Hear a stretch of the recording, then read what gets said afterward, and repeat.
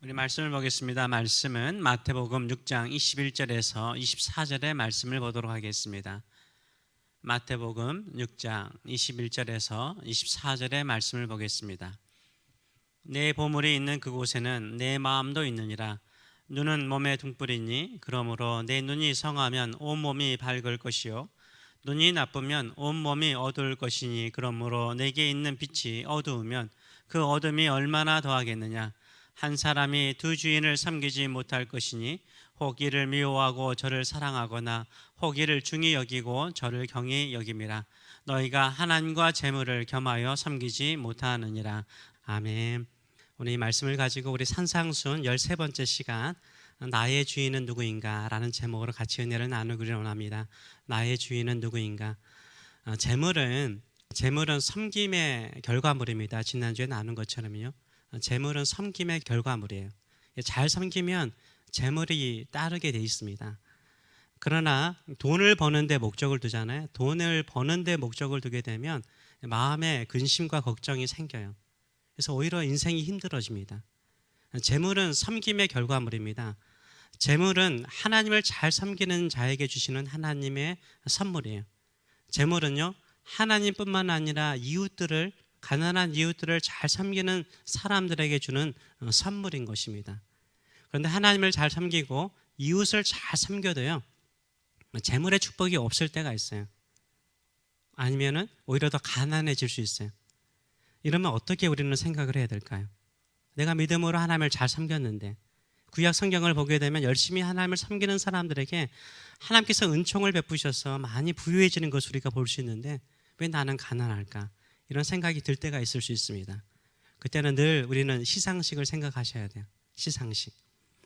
가장 큰 상이 대상이잖아요. 최우수상보다 더 큰 상이 대상이잖아요.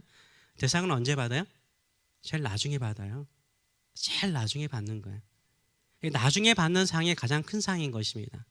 신앙생활하면서 우리가 아직도 나에게 하나님께서 약속하시고 예비하신 축복이 없다라고 불평하지 마세요. 하나님, 저는 나중에 받는 상이 큰 상인 줄 믿습니다. 나중에 받는 상을 원합니다. 이런 심령을 가지고 살아가시는 저와 여러분 되시길 축원합니다. 그래서 꾸준히 섬기셔야 돼요. 포기하지 않고 꾸준히 하나님을 섬기고요, 가난한 이웃들을 섬기시는 저와 여러분 되시길 축원합니다. 그것이 바로 하늘의 재물을 쌓는 것입니다. 하나님의 은행에 저축하는 거예요. 하나님의 은행에 저축하면 이자는 어느 정도일까요? 아브라함에게 그 이자를 보여주셨죠. 하늘의 별과 같이 땅에 모래와 같이 풍성하게 축복하세요.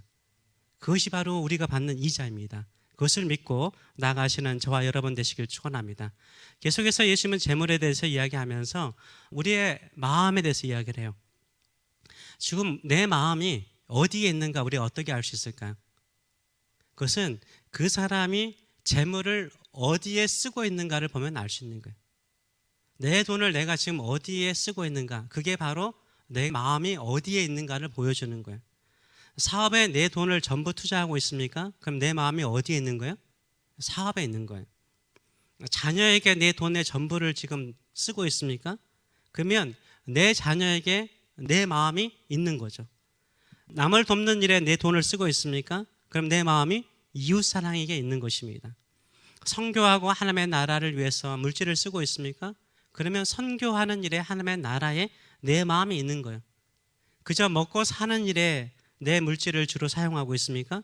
그러면 내 마음이 어디에 있는 거예요? 편하고 마음껏 먹고 사는 일에 있는 것입니다. 우리 마음이 어디에 있는가는 내가 돈을 어디에 주로 쓰는가를 보면 알 수 있는 것입니다. 그래서 주님께서 21절에 이렇게 말씀하시죠. 내 보물이 있는 그곳에는 뭐가 있다고요? 네 마음이 있느니라 라고 말씀하세요. 돈을 어디에 쓰는 것을 보면 네 마음이 어디에 있는지 내가 알 수 있다, 이렇게 말씀하신 거예요. 그래서 우리의 보물이 있는 곳에 우리의 마음이 있습니다. 우리의 돈을 주로 쓰는 곳에 우리 마음이 있는 것입니다. 주일날 어느 한 여자 집사님께서요, 김 집사님이라 합시다. 김 집사님께서 교회를 가기 전에 이 1,000원짜리 몇 개를, 한국 이야기입니다, 1,000원짜리 몇 장을 주머니에 넣고 지갑을 서랍에 넣어놓고 교회 가는 거예요. 자주 그렇게 하니까 불신자, 교회 다니지 않는 남편이 그것을 본 거예요. 그래서 어느 날 남편이 부인에게 물어봤죠.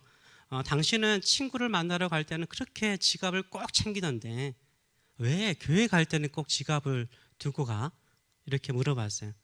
그러니까는 이 부인 되시는 김 집사님께서 하신 말씀이 뭐였습니까?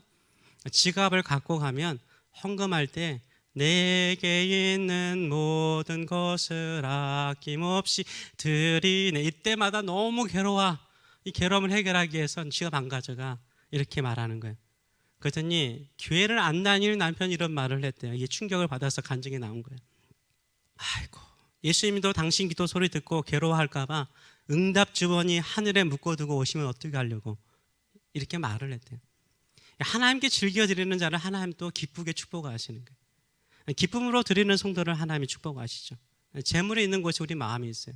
우리의 마음이 하나님께 있으면 하나님께서도요 우리에게 복을 주시는 것을 너무 기뻐하세요. 사탄이요 타락을 했습니다. 사탄이 왜 타락했습니까? 하나님과 같이 되려고 타락을 했어요. 하나님과 같이 되고자 교만하여서 죄를 범해서 하늘에서 추방을 당했죠. 좋은 곳에서 추방을 당했어요. 아담과 하와도요 이 뱀으로 가장한 사탄이 유혹을 하죠. 어떻게 유혹을 합니까? 너도 하나님과 같이 될 수 있다라고 이야기를 해요. 창세기 3장 5절의 말씀을 보게 되면 너희가 그것을 먹는 날에는 이 동산 중앙에 있는 선악을 알게 하는 나무 이것을 먹지 말라고 그랬는데 그것을 먹는 날에는 너희가 눈이 밝아져서 하나님과 같이 되어 선악을 알 줄 하나님이 아심이라 라고 말해요. 그래서 사탄이요 이 아담과 하와를 어떻게 타락시켰습니까? 네가 하나님과 같이 될 수 있다라고 타락을 시켰어요. 그런데 이들이요 진짜 눈이 밝아졌어요. 밝아지고 난 다음에 먼저 본 게 뭡니까? 자신들의 육신적인 벌거벗음을 본 거죠. 수치를 먼저 느꼈어요. 부끄러움을 먼저 느꼈습니다. 왜 그랬을까요? 죄를 범했기 때문인 거예요. 아담과 하와가요 죄를 범하고 눈이 밝아져서 어떻게 돼요? 에덴 동산에서 추방돼요. 좋은 곳에서 쫓겨나요. 남자는요 땀을 흘리며 수고해야만이 먹고 살 수 있었어요. 여자는요 해산의 큰 고통, 자녀를 키우는 큰 고통을 겪게 됩니다. 그러면서 어떻게 살 것인가, 앞으로 어떻게 살 것인가 걱정하고 근심하며 살게 되는 거예요. 이것이 진정으로 눈이 밝아진 건가요? 아니죠. 오히려 영적인 눈이 어두워진 거예요. 육신의 눈은 밝아져서요 보이는 것에 따라서 사는 걱정과 염려하는 사람이 되어버렸어요. 옛날에는 육신의 영이 아니라 영적인 눈이 열려있기 때문에 하나님께서 통치하고 하나님이 다스리시는 그 에덴 동산에서 행복과 즐거움이 있었어요. 근데 육신적인 눈이 열리니까 뭐요? 보이는 것이 전부인 것처럼 생각하는 거예요. 보이는 것이 전부인 것처럼 생각하니까 보이는 것 가운데서 내 마음에 든 것만 있나요? 마음에 들지 않는 것이 있죠. 그러니까 걱정하고 근심하면서 자신의 몸과 마음을 상하게 만드는 것입니다. 그래서 예수님께서 이렇게 말씀하세요. 22절부터 보게 되면 눈은 몸의 등불이니 그러므로 네 눈이 성하면 온몸이 밝을 것이요. 눈이 밝으면 몸이 고통스럽지 않다는 거예요. 그러나 눈이 나쁘면 온몸이 어두울 것이니 그러므로 내게 있는 빛이 어두우면 그 어둠이 얼마나 더하겠느냐라고 말씀하세요. 한번 생각해 보세요. 눈을 가리고 한번 걸어가 보세요. 길거리에 어떨까요? 몸이 성할 수가 없죠. 쓰러지고 넘어지고 찔리고 다칠 거예요. 눈이 밝은 게 중요한 거예요. 근데 영적인 눈이 어두워지면요 우리 몸이 상해요. 우리 마음이 상해요. 왜냐하면 걱정 근심을 참 많이 해요. 그래서 다음 주에 보겠지만요 사람들이요 하나님을 주인으로 섬기지 않고 돈을 주인으로 섬기잖아요. 그러면 항상 마음에 근심이 있어요. 걱정이 있어요. 여러분도 알다시피 왜 사람들이 질병의 90%가 뭘로 시작하죠? 스트레스로 시작해요. 그 스트레스가 뭘까요? 걱정 근심이죠. 이게 바로 몸을 병들게 만들고 인생을 병들게 만드는 거예요. 눈이 밝아지는 비결은 무엇입니까? 눈이 밝아지는 비결은요 하나님을 나의 주인으로 섬기는 거예요.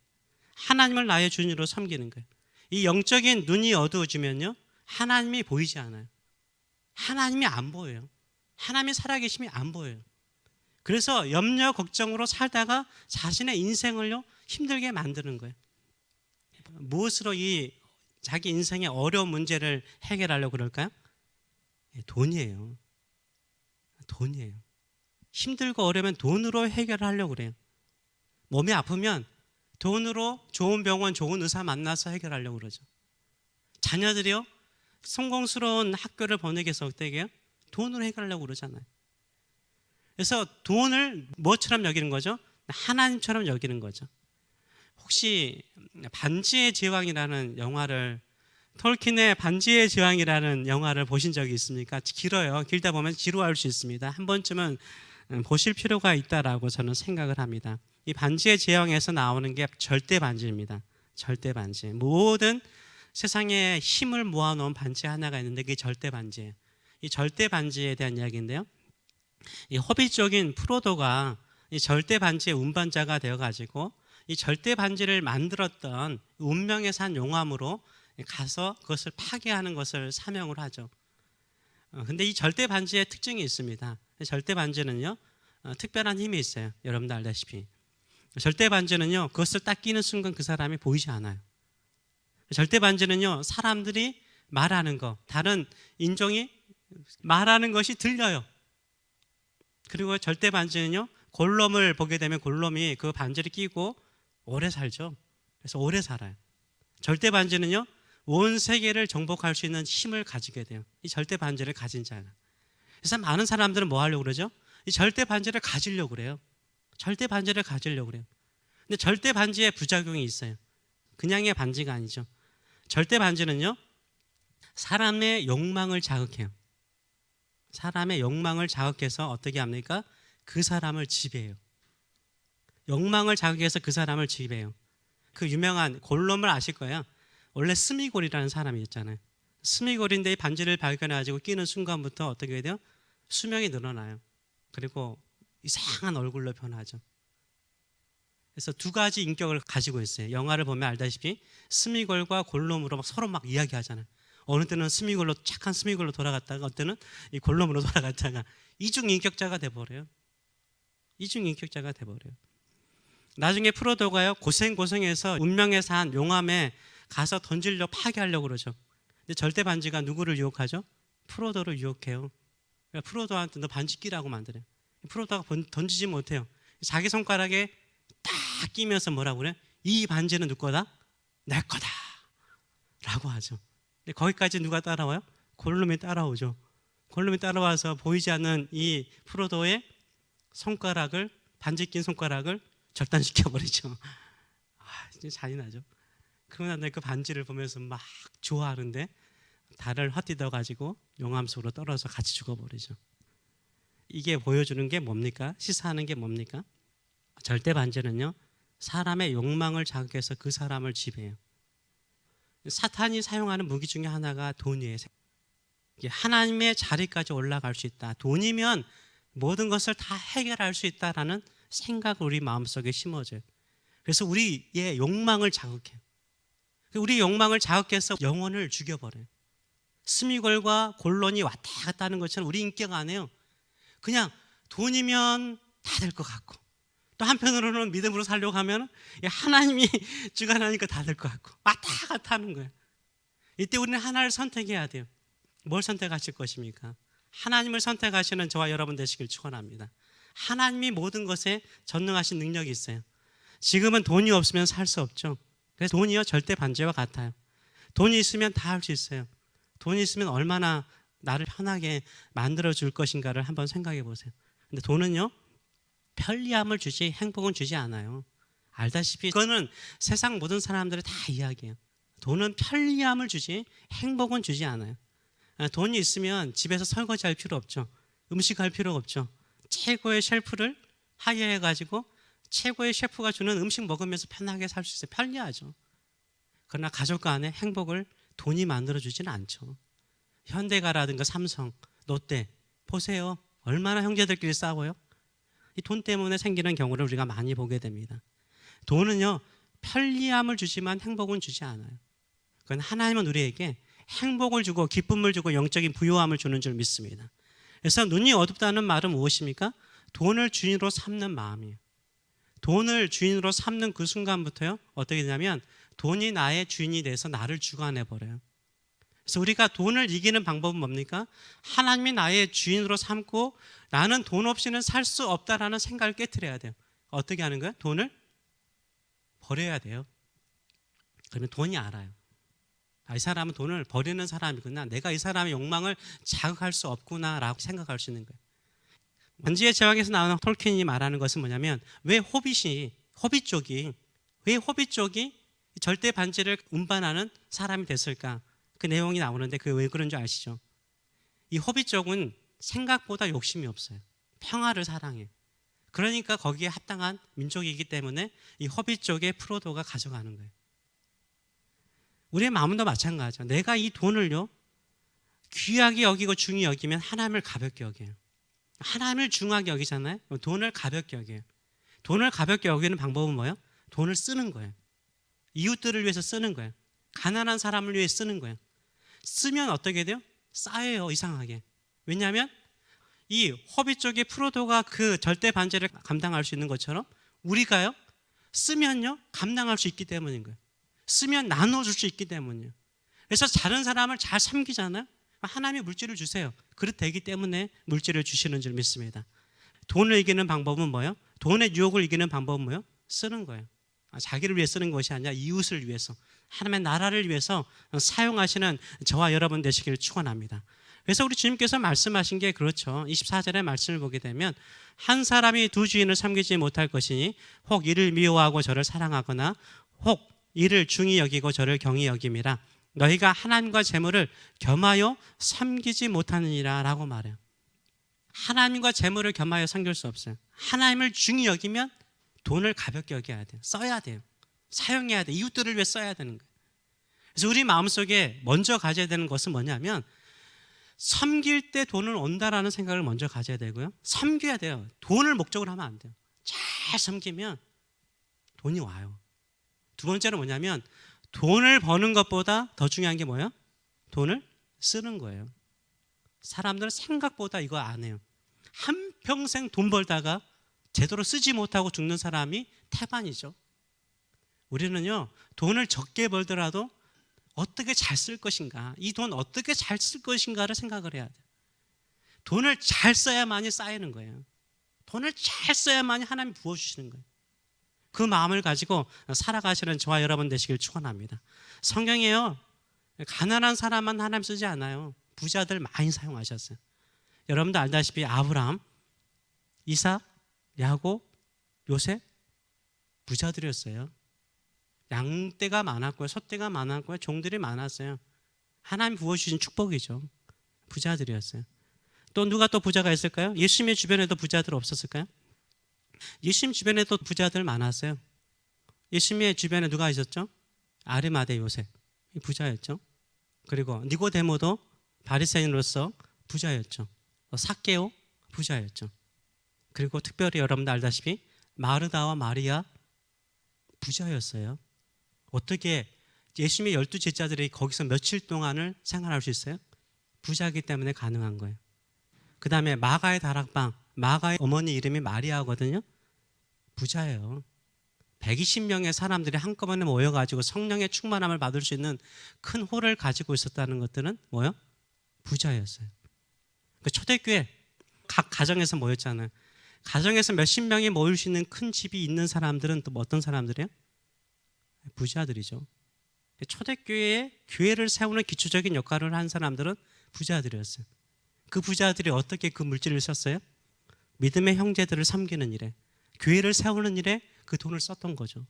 그 안에서 성령의 역사가 일어났고, 그 안에 교회가 부흥이 일어났고, 그 안에서 하나님께서 그 물질을 귀하게 사용하시고 그 자녀들을 사용하신 것을 마가를 통해서 우리는 볼 수 있는 것입니다.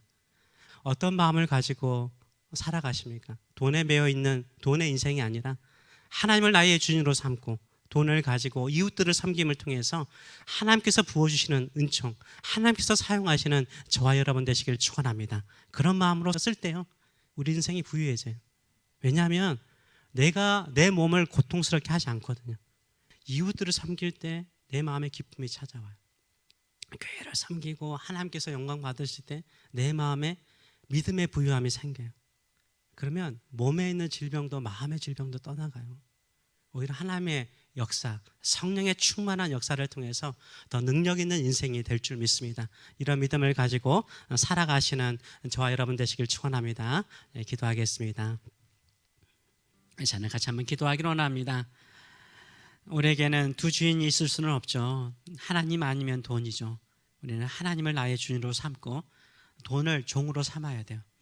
종으로 삼는 건 뭐예요? 섬기는 거예요. 가난하고 어려운 이웃을 섬기고 선교하고 구제하는 일에 섬기는 거예요. 그러면 하나님께서 이자를 주세요. 하늘의 별처럼 바다의 모래알처럼 우리의 삶을, 우리의 사랑하는 자녀들의 삶을 복되게 해주세요. 그거면 충분하지 않아요? 근데 돈을 메워 살잖아요. 한평생 땀 흘려서 수고해요. 아담과 하와가 에덴 동산에서 쫓겨나서 수고하듯이 일만 하다가 인생을 마친다면, 그 모은 돈을 제대로 쓰지 못한다면, 작은 돈일지라도 그것을 하나님의 나라를 위해서 이웃들을 섬기는 일에 쓰지 못한다면 가장 후회스러운 인생을 살아갈 수 있습니다. 하나님, 수많은 성경에 나와 있는 부자들이 교회를 섬기고 하나님을 섬기고 이웃들을 섬기고 교회들을 섬기는데 그들의 물질을 썼고 그들의 집을 썼고 그들의 사랑하는 자녀들이 쓰임 받았습니다. 우리도 그런 삶, 그런 인생들 될 수 있도록 축복하여 주셔서 늘 하나님의 법칙, 섬김의 법칙, 늘 섬김으로 복의 통로가 되는 저희들의 삶들 되게 하여 주시옵소서. 이런 사모하는 마음을 가지고 한번 기도하겠습니다. 살아계신 하나님 아버지, 은혜를 감사드립니다. 세상은, 사탄은 너 돈 많으면 하나님처럼 마음껏 할 수 있어, 이 땅에서 너 하고 싶은 거 다 할 수 있어, 이렇게 우리를 유혹합니다. 그 유혹에 넘어가서 열심히 돈 벌고 열심히 살았더니 오히려 몸은 병들고 마음은 사람들에게 상처를 받고 고통스러울 때가 너무나 많습니다. 그 유혹을 이겨나가는 자 되게 하여 주시옵소서. 오히려 하나님이 나의 주인이십니다. 그리고 나에게 주신 이 축복의 선물인 물질을 나누어 주고 베풀고 섬김을 통하여서 오히려 하나님이 주시는 하늘의 기쁨, 나눔의 행복, 하나님의 백성으로 사는 즐거움이 넘치는 저희들의 삶들이 될 수 있도록 축복하여 주시옵소서. 이제는 우리를 사랑하시되 살아가는 독생자 예수 그리스도를 우리에게 주시기까지 사랑하시는 하나님 아버지의 크신 사랑하심과 우리를 위해서 몸과 피와 물을 흘리시며 죽으신 우리 주 예수 그리스도의 무한하신 은총과 너에게 그 몸을 준 것은, 그 시간을 준 것은, 그 물질을 준 것은, 그 사명을 준 것은 섬기라고 준 것이다. 조금만 섬겨봐라. 빈 것처럼 보이고 없는 것처럼 보이는데 내가 채워준다. 내가 채워준다. 내가 채워준다. 내가 채워준다. 늘 말씀하시며 합력하여 선을 이루는 성령의 임재와 교통하심이 사랑하는 성도들 머리 위에, 자녀들 머리 위에 함께 하시기를 축원하옵나이다. 아멘.